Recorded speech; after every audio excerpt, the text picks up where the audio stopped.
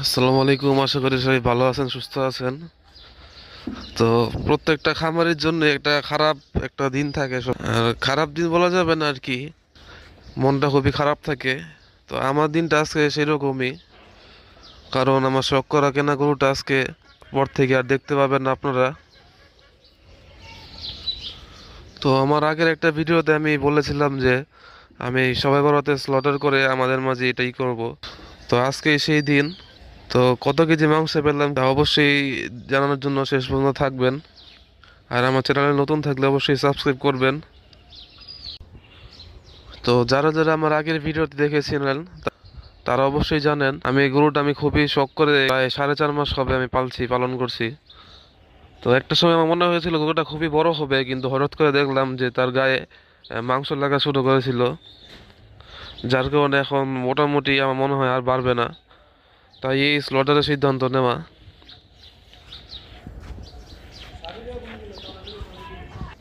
আর একটা সময় ভেবেছিলাম যে স্লটার করব না, কিন্তু আলহামদুলিল্লাহ এত পরিমাণ অর্ডার এসেছে প্রথমবারই।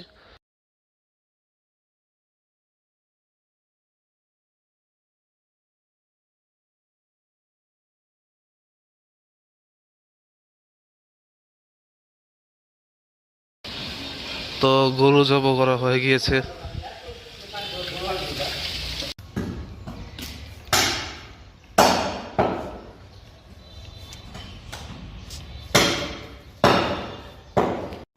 তো সবাই বরাত চলে গিয়েছে, আজকে প্রায় 7 দিনের মতো হবে। বিভিন্ন ব্যস্ততার কারণে আর ভিডিও কন্টিনিউ করা হয় নাই। ভিডিও শুরু করা হয়েছে তাই শেষও করতে হবে।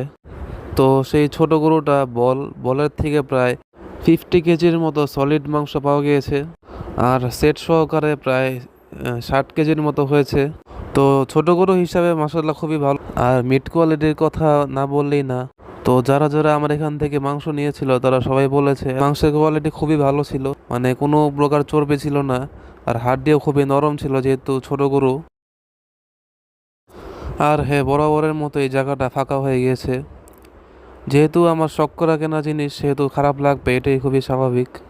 আর আমার আগের ভিডিওতে বলেছিলাম যে অনেকগুলো ছাগলই মাসাল্লাহ প্রেগনেন্ট। তো সেই বিষয়ে অনেক আপডেট ইনশাল্লাহ আসবে ভবিষ্যতে। তো সেজন্য আমার চ্যানেলটি অবশ্যই সাবস্ক্রাইব করে আমার পাশেই থাকবেন। তো আজকের জন্য এই পর্যন্তই। কোনো ভুল ত্রুটি হলে অবশ্যই ক্ষমা সুন্দর দৃষ্টিতে দেখবেন। আসসালামু আলাইকুম।